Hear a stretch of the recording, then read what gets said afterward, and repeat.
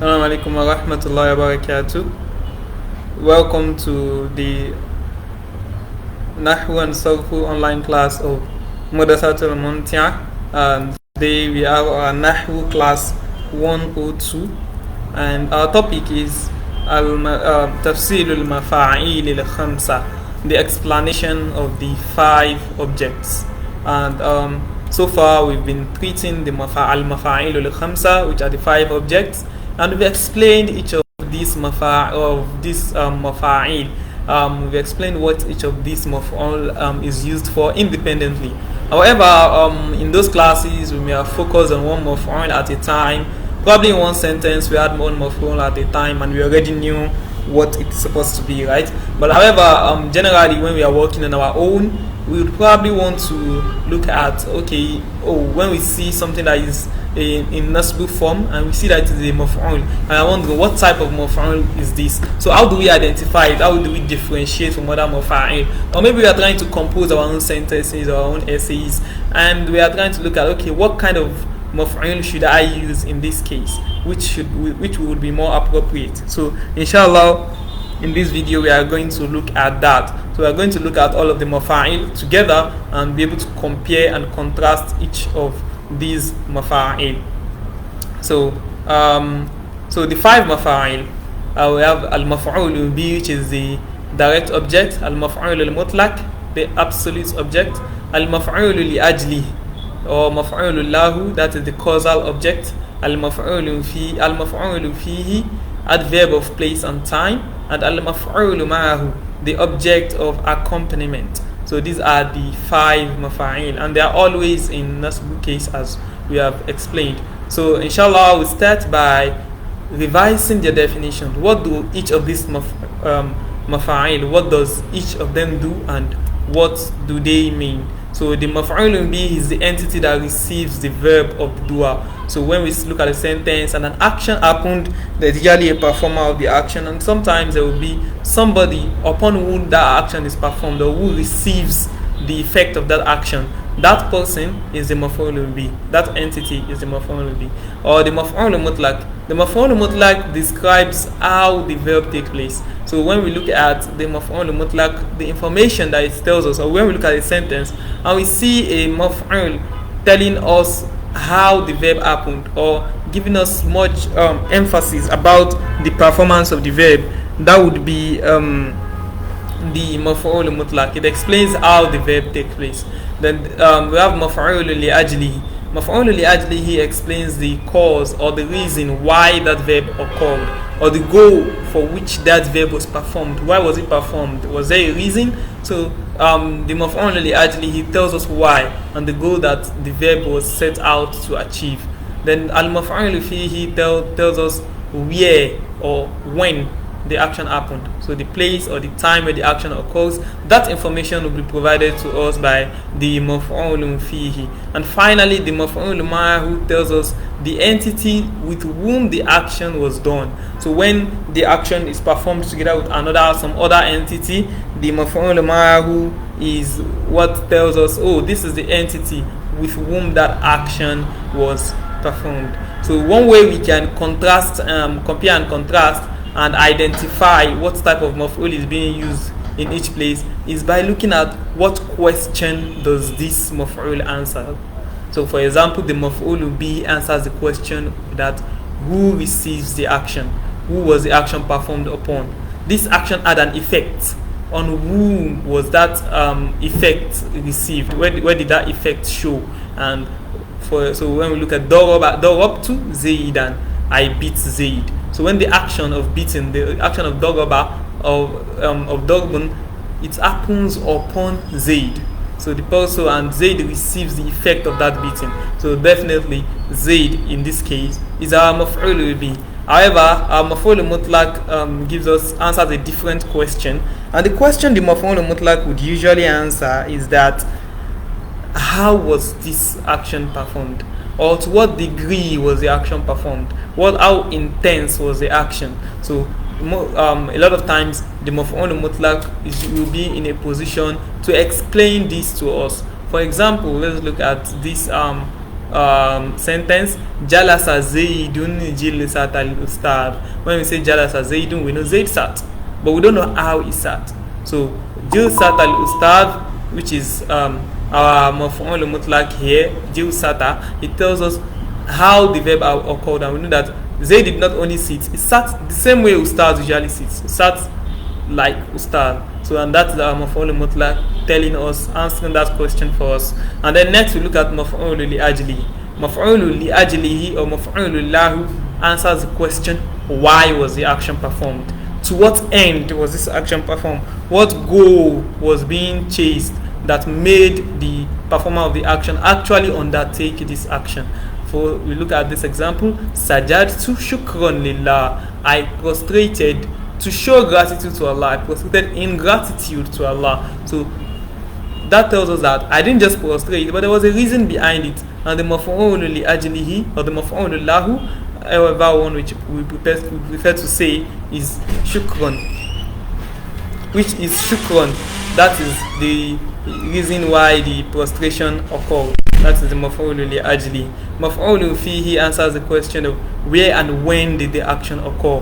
Where did it happen? When did it happen? Where was the place? Where was the time? So, and that is why our maf'ul fihi are usually zorf, zaman, wal makan. They have the adverbs of time and place because they tell us where something happened or when it happened. So, for example, we look at la'ibat tulabu amam al-fasli asran. The students played in front of the class. Amama is where the action takes place, and asran is when the action took place in the afternoon, and they played in front of the class. So both asran and the amama are the places and the times that are the place and the time that the actions actually occurred. And finally we have maf'ul maharu, and that is jaa ar-ra'isu wal-wuzara. That is an example. So maf'ul maharu answers the question of who accompanied the occurrence of the action. So this action was performed together with another entity. Who was that entity? That is the question that maf'ul maharu answers. And we see jaa ar-ra'isu wal-wuzara because it is a maf'ul maharu, and the maf'ul are always mansub. They are always in a nasb case. So the president arrives together with the ministers. So the maf'ul maharu, in this case the wuzara, explains, tells us who the president performed the action together with. So that is an easy way to identify which type of maf'ul is being used where. So the next classification or the next difference that we can look at is the nature of words that are used. So perhaps this will come in very handy when you are in a case whereby you are trying to form a sentence, or you are trying to think, okay, what kind of maf'ul would be appropriate in this place, or what kind of words should I use to identify this, to create this type of maf'ul that I actually want to use. Or maybe you are reading a sentence and you are wondering, okay, what does this maf'ul mean? And an easy pointer to that could be the type of noun that is being used.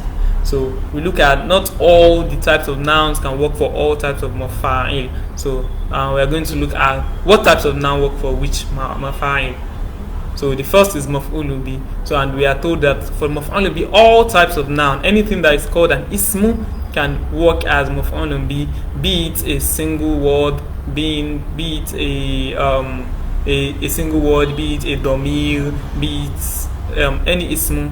All of this can work as maf'ul bi. But for maf'ul mutlaq, what will tell us how an action was performed will be a masdar, will usually be a masdar of that same verb. So if you see, for example, jalasa, and in the same sentence you see julusan, then you can tell that the most likely thing is that this is going to be a maf'ul mutlaq.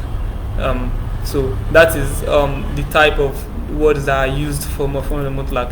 Another type of maf'ul that uses verbal nouns are the maf'ul li ajli. However, maf'ul li ajli usually uses the mental noun. If you can remember that our maf'ul li ajli is telling us why the action was performed, and we know that the question of why is something of intention, and these are not seen in the hands and legs and actions, but they are more of something of the heart, something of the mind, or something of a goal, an objective. So that is more abstract. So we find out that the masadiq that we see are the masdar of qalbi, the masdar of the heart, that are not actually clear actions. If you remember the earlier example we gave, that sajad to shukran, we can't see gratitude with our eyes, so they are not performed with the hand or legs, but they are just something of the intention in the mind of the performer of the action. So that is why when we are looking at maf'ul li ajlihi, the things we find that perform this function would usually be masdar qalbi.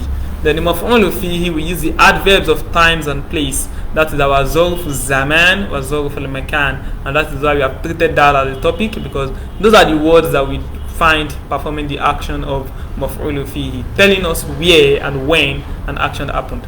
Now finally, our maf'ul ma'ahu, this is a special class, and for these only pure nouns can be used.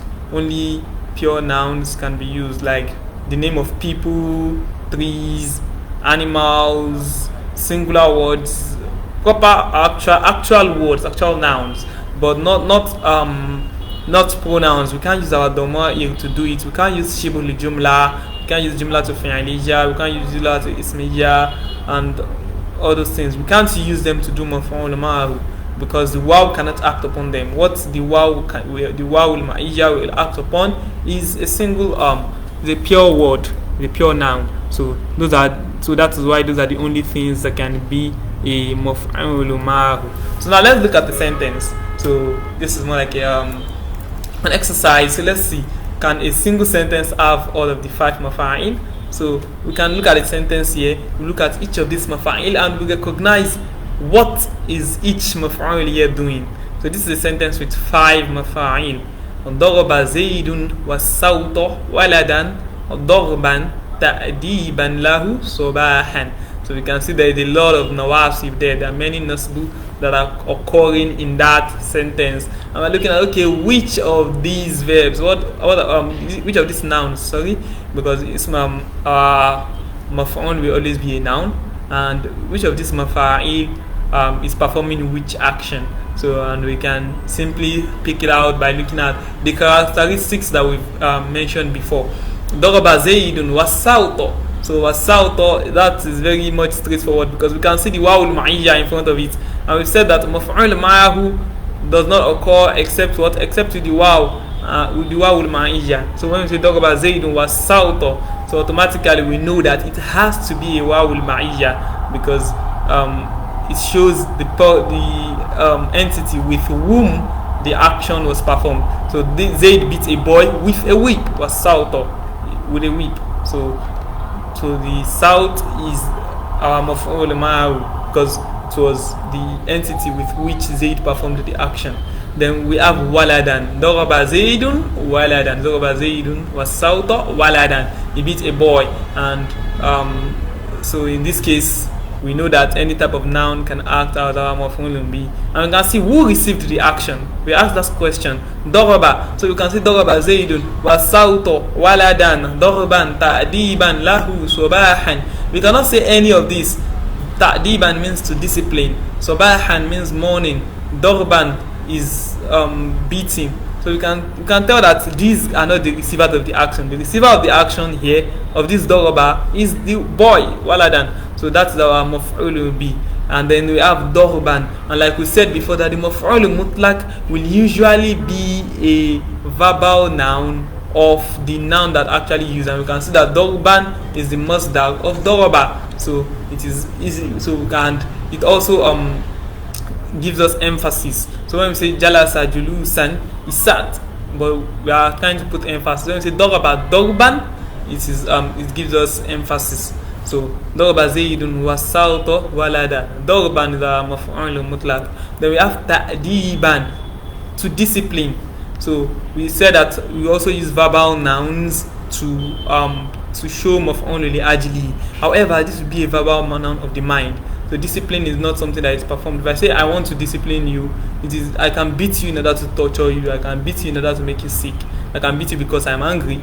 But ta'diban actually tells us, is of the mind, that the intention was actually to discipline the boy. And finally we have sobahan, which is in the morning. It tells us when the action happened, and that is our maf'ulun fihi. So we can see that this sentence have all the 5 mafa'il, and by using those questions we can ask, okay, why was the action performed, on whom was the action performed, with whom was the action performed, how was the action performed, or to what degree was the action performed, or where or when was the action performed. And we can see our mafa'il, each of them answering their own questions. And so that brings us to the end of today's lesson, inshallah. So we hope that after this lesson, whenever we see any maf'ul, we'll be able to tell, oh, this is the type of maf'ul that is used here, or oh, you want to form a sentence and you're thinking, okay, what kind of maf'ul should I use? And you can look at this